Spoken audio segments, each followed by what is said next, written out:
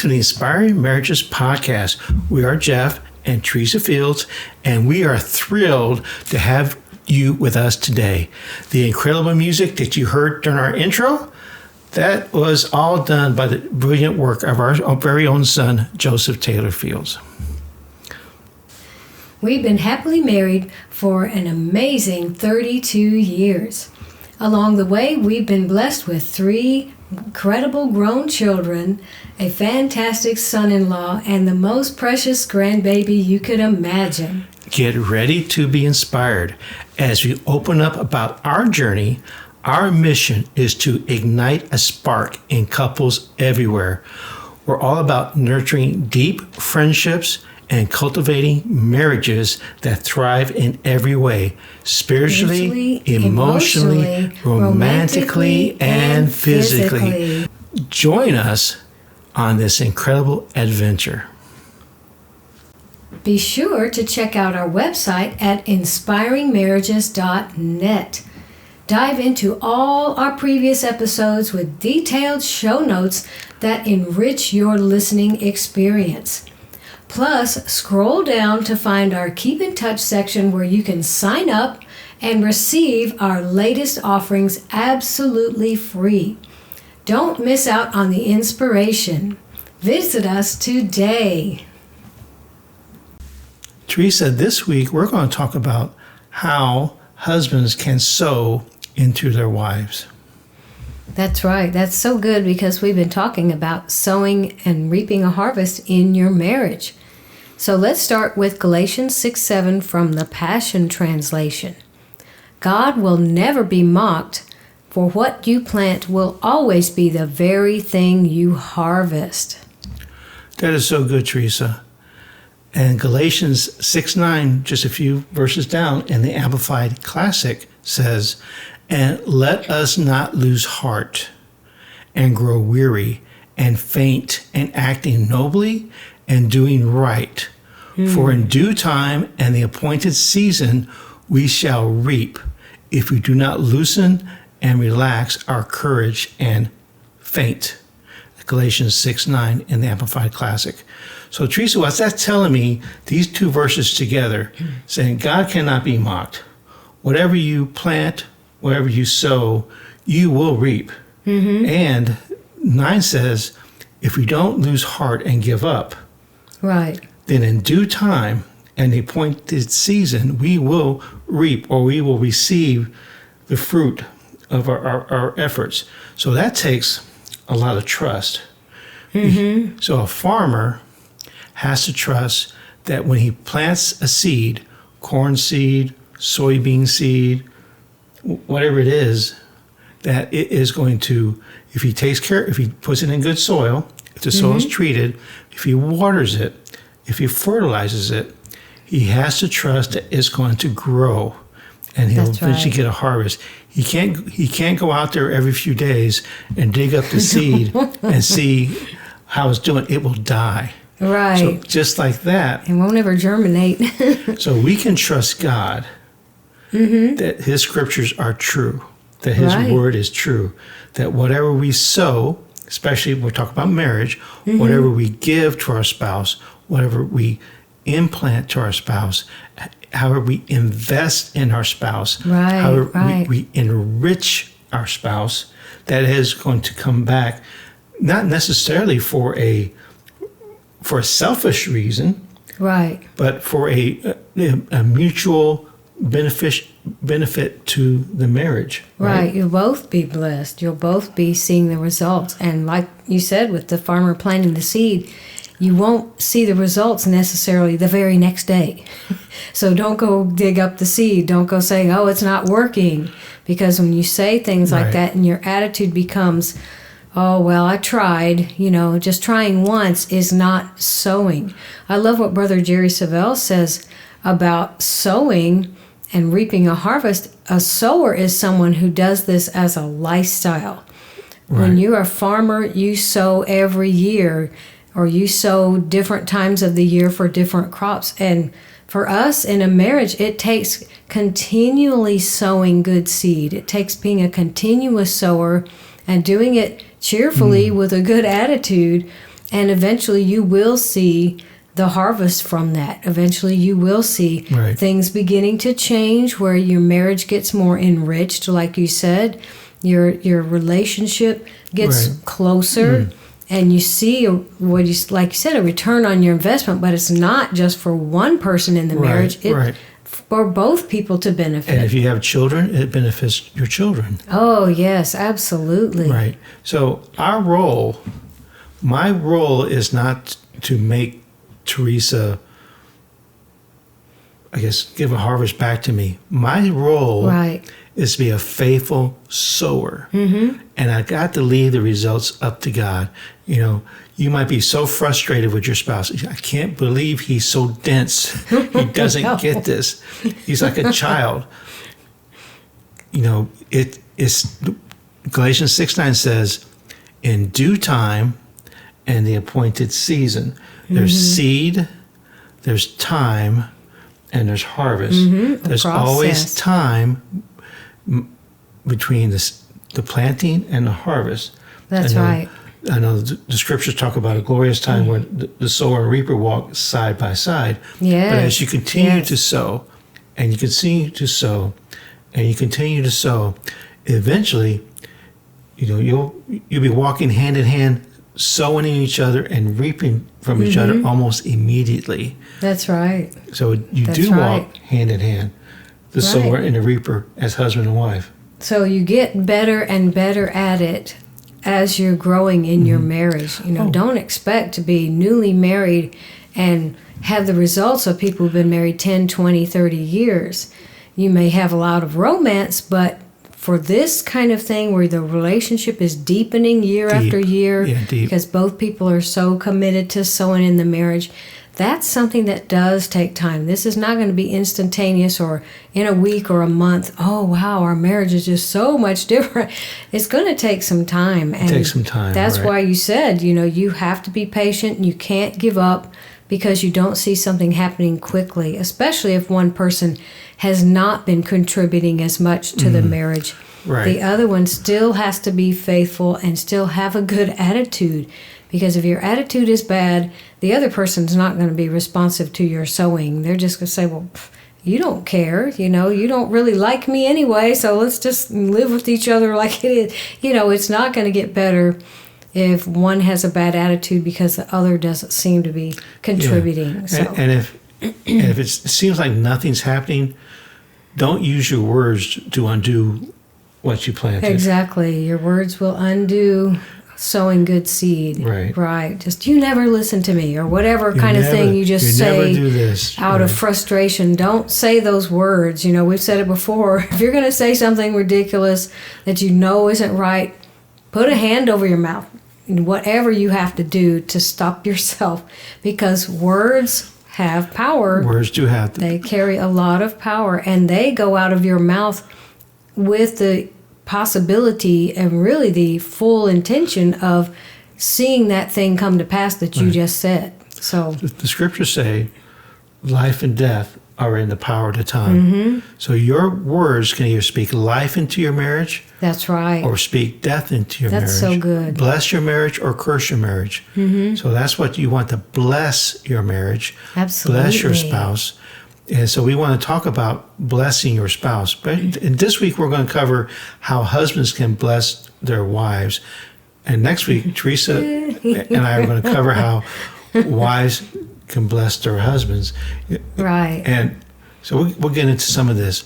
But Teresa, talk to us about the fruit of the Spirit. Wow, this could be one of my favorite verses in the New Testament. I really love this in Galatians chapter 5. It's actually 2 verses to complete this whole concept.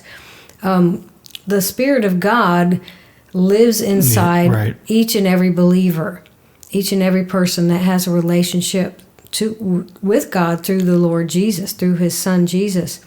So for Him to live in us, He can't be in us without changing us from inside out. So a lot of times in the Gospels, Jesus talked about seeds, and He also talked about trees, that you'll know a tree by its fruit. And you can't have good fruit coming out of a bad tree. You can't have bad fruit coming from a tree that's good inside. So with the Spirit of God in us, we're supposed to be bearing good fruit. Right. And you should be able to see fruit. If the Spirit of God is living in a person, you should see the fruit of that, evidence of that. And I know you can tell trees by their leaves, the shape of their leaves and the color, but anybody can look up and say, you know what? That's an apple tree because I see apples. Up. Exactly. That's a pear tree because I see pears.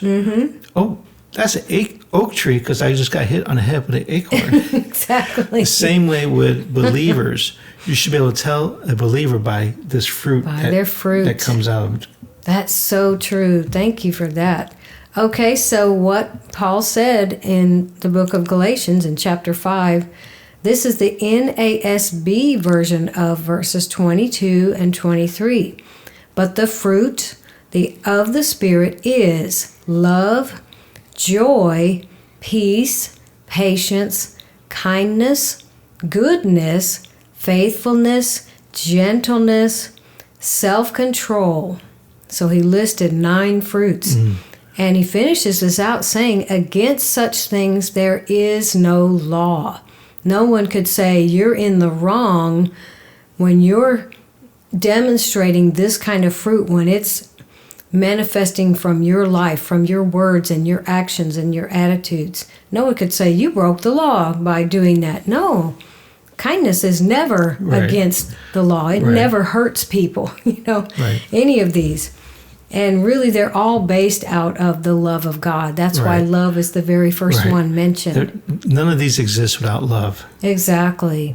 It's really beautiful to read these. And it's a good check to see, is this fruit coming out of my life? Is this evident to other people? And if you're saying, boy, I'm really coming up short in some of these fruits of the Spirit, then that means we just need to spend time with God. We need to spend more time in His Word.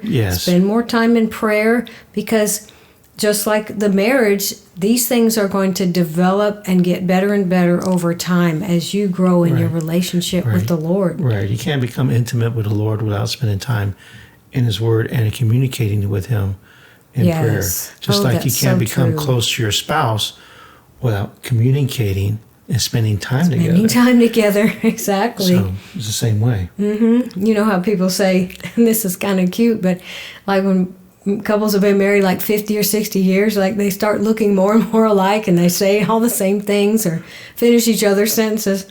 It's because they're becoming so much more one as they grow in their marriage together. And that's what God desires with us too. That's why marriage is such a picture of Christ and His church. Amen. So husbands, we're going to need you to buckle up. Okay, it's time to dive into the exhilarating journey of love and service towards your wife. Picture this: every action, every response overflowing with genuine, sincere, and passionate devotion. It's not about what she says or what she does. It's about your unwavering commitment to love her fiercely. That's right. To serve her with all your heart, to respond to her needs with the utmost care and devotion. This is more than just a role. You're not playing around. You might be able to play at this for a little while, but like in the dating relationship, people play with that. But it's not a role. Ooh. It's a thrilling adventure of selfless love. Yes. Where each moment spent loving her becomes a testament to your deep and enduring commitment. So we got to gear up, guys, and let our actions speak louder than our words, because loving and serving your wife passionately is the ultimate adventure of a lifetime. That's so awesome. What do you think about that? Yes, I think that's so excellent. I think you should write a book. The Husbands Buckle Up book, chapter 1. Jimmy Evans at exhilarating.com, he in his books and his teaching, and we highly recommend Exo Marriage. Any of those teachers over there, their podcasts and their videos and the books are just, outstanding. They really are. Outstanding. But yes. he has 4 basic needs of a wife. So husbands, you need to address your wife's basic needs. But when you do that, you got to keep in mind her primary love language. So we talked about love languages last week, and you go back and listen to that. But you need to address her basic needs. Now, the first need, Teresa, that Jimmy Evans says a wife has, her number 1 need is Yes. security. So true. Security and commitment. So imagine the scene.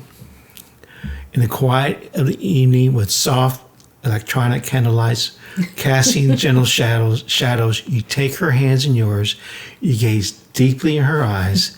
With a tender smile, you whisper those 3 magical words. You know what they are? Make me a sandwich. No, it's I love you.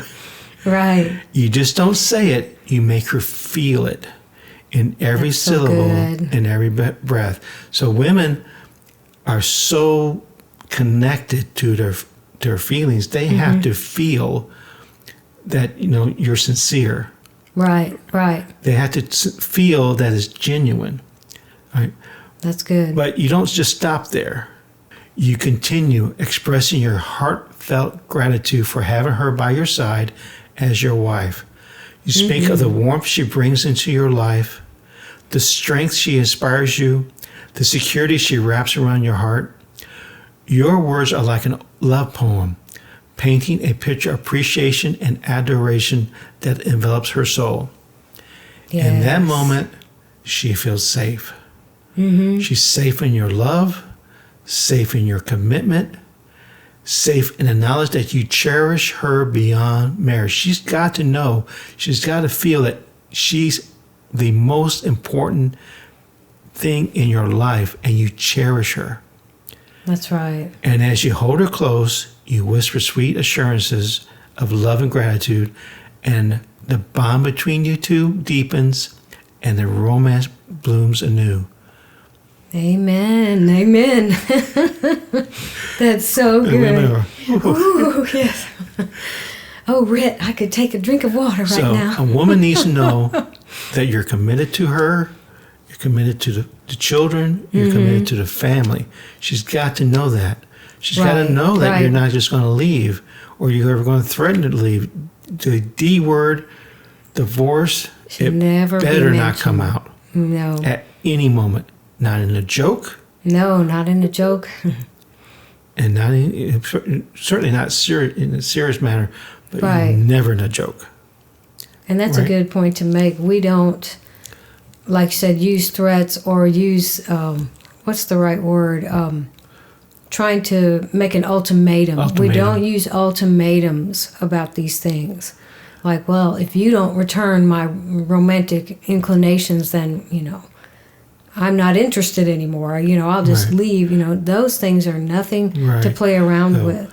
My responses to Teresa and my commitment to her has nothing to do with her response to me. I made a vow That's right. to her before God to be faithful to her. So her actions have no bearing on that. That's so good. Now, these are some of the ways, Teresa, that a husband can express to his wife his commitment to her. Communicate directly and honestly. No mind games. We don't do psychological games. We don't do any of that That's stuff. right. We don't do that. I've known a few people, before the Lord brought us together. I've known some people that would do that, play mind games. No mind games. You got to be Oh, yeah. reliable, guys. You got to be reliable. Right. If a woman doesn't feel like her husband is reliable, then, like you said, there's not going to be that level of trust. It's hard to trust and say, well, I know he's going to do this for me. I know he's going to take care of this for the children or for the family. If he just sometimes does, and well, I don't want to do it today because there's football on, or, not knocking football, but if you said you were going to do something, then be sure you do it. Right. Because your wife is counting on you. And if something comes up, your wife will she'll understand. Yeah. sometimes, something comes up and you can't do it, and you got to do something else first. But she'll understand it. But every time something comes up, then right. That's not called good. Unreliable. Exactly. Right. And something else that helps a wife feel secure, you have to respect her opinions, her feelings, and her choices. Now, guys, if you've been married any amount of time, you know your wife feels about everything. She actually feels about the tablecloth. It makes her happy. It's true. It really matters to her what the color of the room is. It really matters. She feels it. It really matters what kind of shirt you're wearing. Yeah. That's true. Are you going to wear that? Usually that means go change. I'm not. So. Yeah, it's like a lot of those things. It's not that we're just emotional. We are thinking beings. Yes. But like you said, our emotions are connected to those things. It's all connected. The opinion we have about a room or a place or an event, we have feelings about it as well. Right. We're not just thinking about it. We also have emotions, and sometimes our intuition is telling us something, and it's like, I don't know how I know this, I just know it, and I feel it. It's strong on the inside of me. It's like not a mental thing, it's something else. Right. So that's, we're just not like men in some of these things. Right, men are very compartmentalized. Yes. Everything's separated. Task oriented. Yes, and guys, something to make her feel more secure, include her when you're making decisions. Oh, absolutely. Right? That's really important, because if you make decisions that affect not only myself, but also the whole household, but I didn't know about it, you've already decided, and I wasn't able to give my opinion or share any feelings about it, or here's what I think, then it does make us feel like, well, we're not doing this together. We're not a team. And I kind of like to have a heads up. I mean, even if you do make the final decision, I still like to have some input. Yeah. And I try to do better at that. Great. I mean, it's something else, you guys, you got to be able to do. You got to know how to admit mistakes and ask for forgiveness. Right? Yes, that's huge. Right. Now, it's not up to me to point out the mistakes, or any wife, well, you sure messed up when you did that. If we do that, we'll get into this next week, but that's dishonoring to your husband. Let him admit if he made a mistake, and trust that God is dealing with him as he's making decisions, as he's trying to move forward in any of those areas of leadership that Jeff mentioned. Trust that God is leading him and talking to him. And of course, you can mention how you see things, but make those decisions together. And if he makes the decision and it's not right, still be supportive. Yes. We can still be supportive.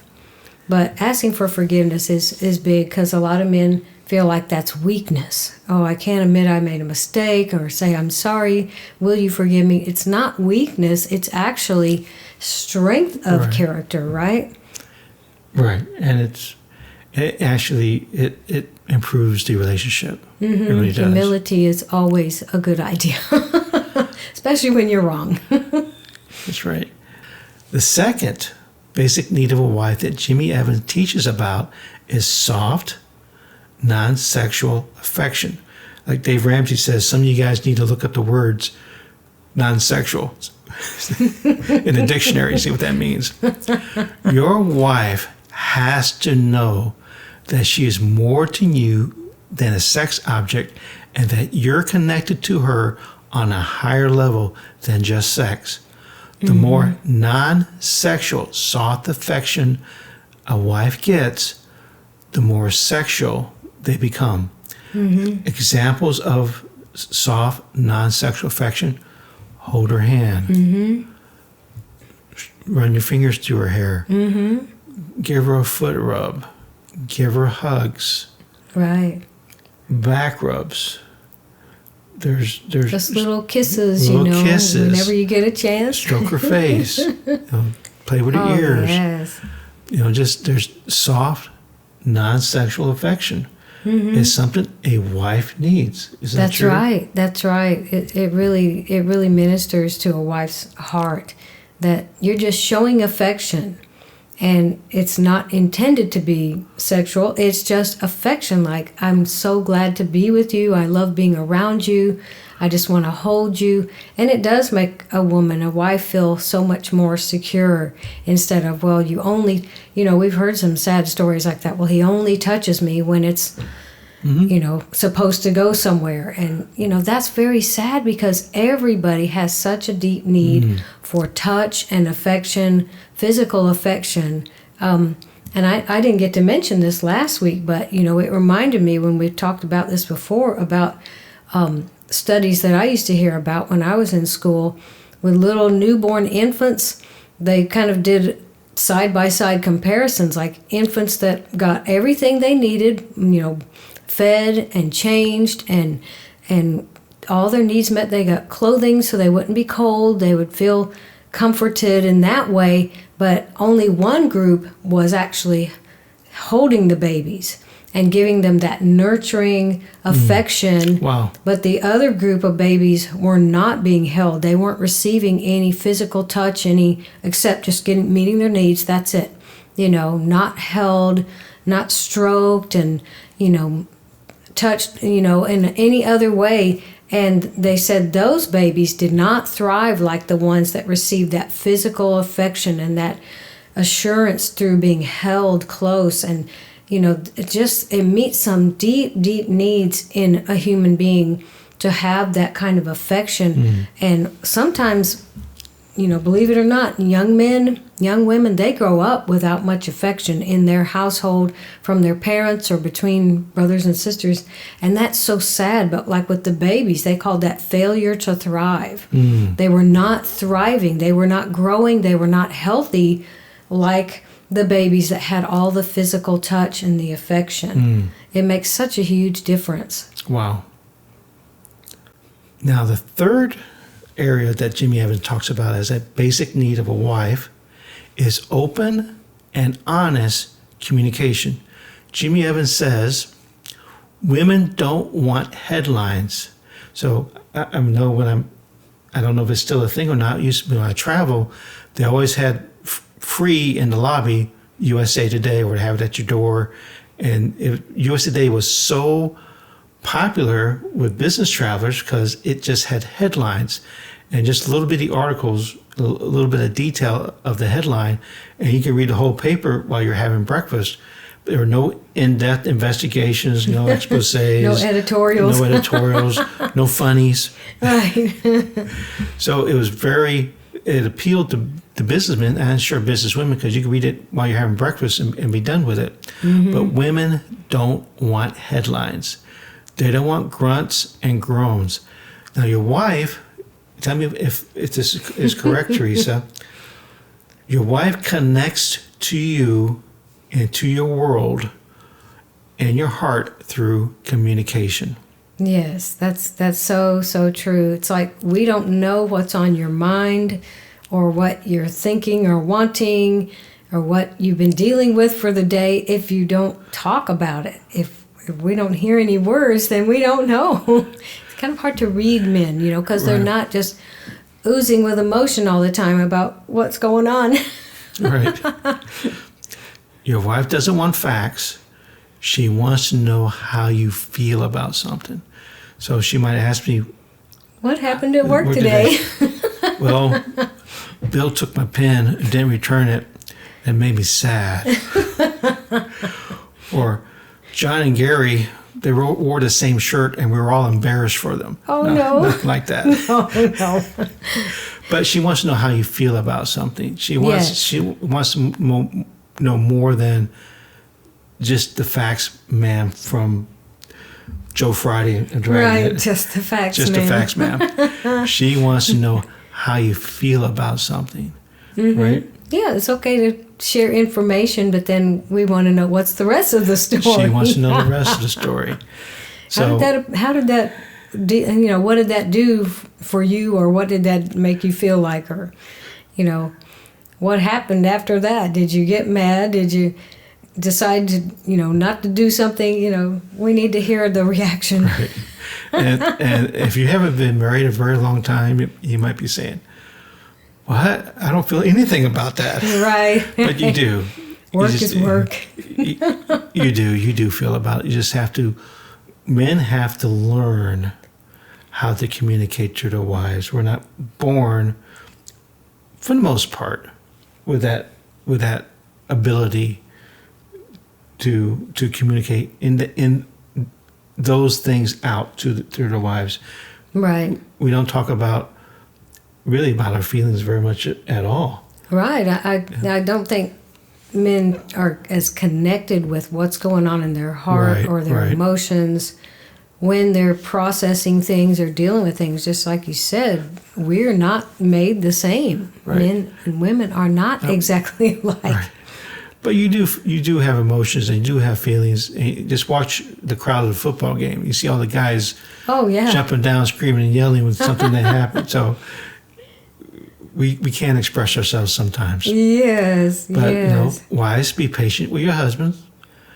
He'll have to grow into that. Right. Now, men, Right.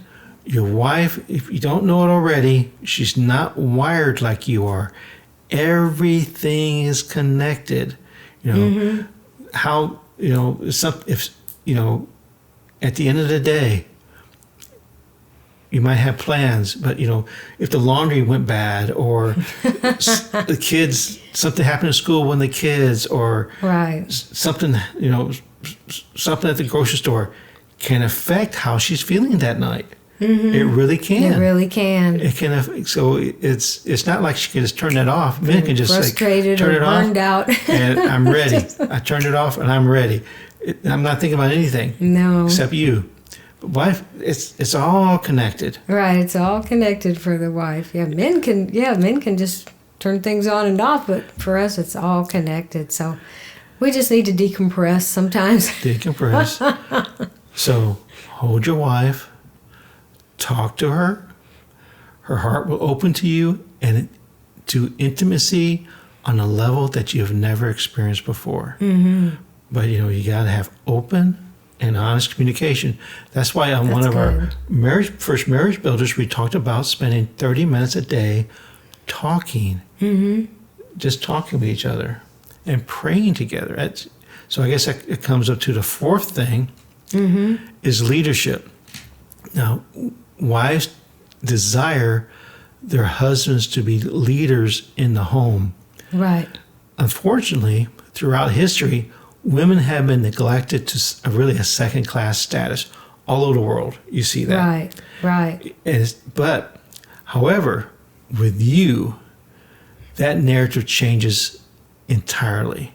Your children should see you treating your wife with respect and admiration. We don't talk down to her. We don't talk our wives down to our children. I don't know what your mom's doing. I don't understand her at all. We don't do that.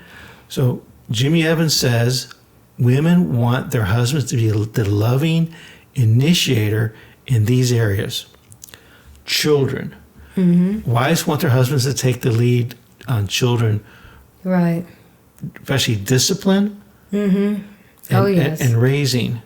They really take it a lot more seriously coming from the father than they do the mother. Because, it's like, ha, ha, ha, you can spank me, ha, ha, ha. When dad comes home and he finds out the child was laughing in the mother's face or, continuing to be disrespectful, disobedient, if the father has to come in and discipline, well, we use the word punish, really is more the word, then they take it a lot more seriously. It's like, especially for young boys, they need that discipline, that oversight, that stepping in of the father to say. It sets up a structure Yeah. in their life. It does. And it's really a reassuring structure that we didn't beat our children. Right, right. I mean, we spanked them, but we didn't beat our children. No, But not it gives out them of a anger loving either. reassurance that they're loved. Mm-hmm. Oh, yes. We love them enough to Love help them enough to stop them from going way past readjust, the normal boundaries. readjust. Yes, get their heart back in the right mode of submission to parents, submission to the word. You know, they have guidelines to live by just like their parents do. But of course, we have to model that before them. Yes, that's so true. The second area that wives want their husband to initiate is romance. Mm-hmm. So, plan the dinner, plan where you're going to go out to dinner, plan the activities, the romantic activities, walk or, a moonlight drive with the sunroof open, just a getaway. Planning the getaway. That's very romantic. You like it when I plan the getaway. Oh, I really like that. That's my favorite thing now. So I'll come up with a place, and I share it with her. Hey, what do you think about this place? Oh, I love that place. So I'll go ahead and schedule it. We'll agree on dates that we can go, and then we'll reserve the rooms but you really like that. I really like that. That's very romantic to me when he plans something special like that. And it's one thing that I don't have to do, but like you said, it's so nice if you're initiating. Like, romance is important to you, not just to me. That's such a blessing. And the third area is finances. Now, like Dave Ramsey teaches in his Financial Peace University, usually one of you is more geeky and one of you is more free spending.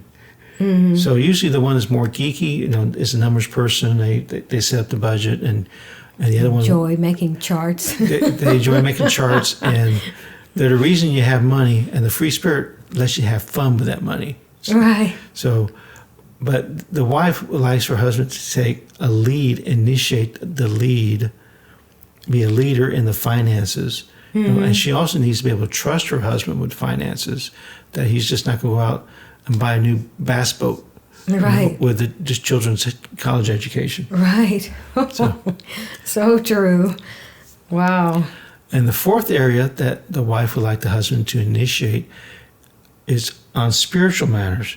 Initiate prayer time. Initiate. We're a family, and we go to church. Children, we go to church. That's what we do as a family. Mm-hmm. This is something we do. We pray together. We have devotions together. Right. We have the time praying with each other. So that's a area that a wife likes her husband to be the initiator. Mm-hmm. Right. Right. And it's really scriptural for the husband to be the priest of the home, the way it would say in the New Testament, because, God sees that leadership, the man right underneath God, and then the wife, and then the children. And that's just because someone has to answer to God for the spiritual climate of your home, the things that you're doing to obey the word, to help your family continue to grow spiritually. That's so important. And like we said before, this is our 21st podcast, they're not positions of superiority. Right. It's just different. We just have different roles and different responsibilities. Mm-hmm. We're not, a man is not more important than a wife. It's just, we're equal.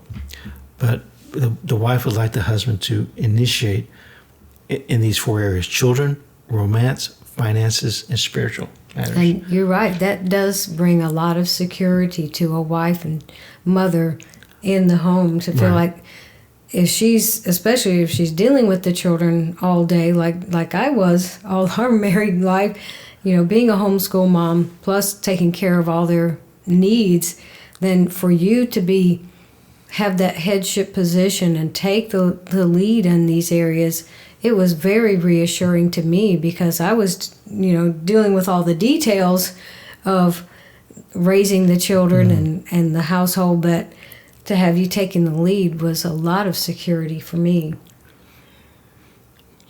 Yeah, these 4 areas, I just wanted, Teresa, if people went back and rewrote their vows and redid their vows later on, how interesting would it be to incorporate some of these things into a marriage vow? Right. I will, before God, I promise, I will communicate openly and directly with you.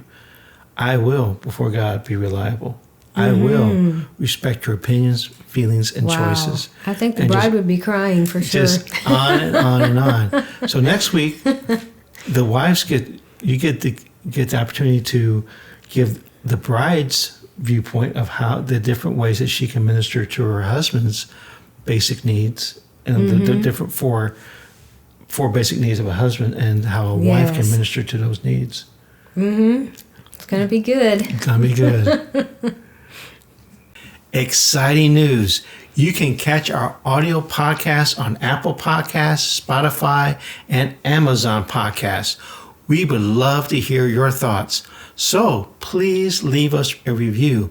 Do you prefer watching? Head on over to YouTube and search for the Inspiring Marriages channel to see us in action. And for the ultimate convenience, listen with your smart devices. Just say, Siri, play the Inspiring Marriages podcast. Join us wherever and however you prefer to tune in. So this week on our Friendship Builder, Teresa, we're going to talk about something that we have enjoyed a few times, and we want to do it some more, is take a scenic train ride. Especially if you live somewhere that has mountains or streams or scenery. Scenery is this scenic train ride. Yes, it's so fun, especially if your kids are along. It can be quite a learning experience for them. Like homeschool families, everything is a field trip, But really, if we just did that together, like a dinner on a train, I've seen a lot of places that will do that around the country in the United States. Beautiful scenery and having dinner in the dinner car, the dining car, and then, you get to go into an observation car and watch some more scenery. That would be a really romantic way to see any beautiful place. We've taken scenic train rides in the North Georgia mountains, up through North Carolina, or even in North Carolina to Tennessee. This really, really gorgeous scenery that you can just witness from. The train's not moving fast, so you get a chance to really look out the windows. And sometimes they have open cars, right? You can sit and you just watch the scenery. And some places, like in Colorado, they have the huge glass windows that you can see up. You can see the Rocky Mountains. Right, you can see the mountains above you. And that's you go along a stream. It's really, really gorgeous. Maybe you don't have a scenic train ride near you, but some places have like boats where they have little excursions on boats, and they serve dinner. So there's different things you can do. But our Friendship Builder this week is spending time together, enjoying nature together, a scenic train ride. Stay connected with us across all platforms. Join our vibrant community on Facebook, Instagram, and YouTube. Make sure to like, follow, and subscribe for the latest updates and behind-the-scenes moments. Got something on your mind? Shoot us an email at inspiringmarriages@AT&T.net. We are all ears for your questions, suggestions on how to enhance this podcast, and ideas on topics you would love us to dive into next. So let's keep the conversation going. And remember, husband and wife are friends for life.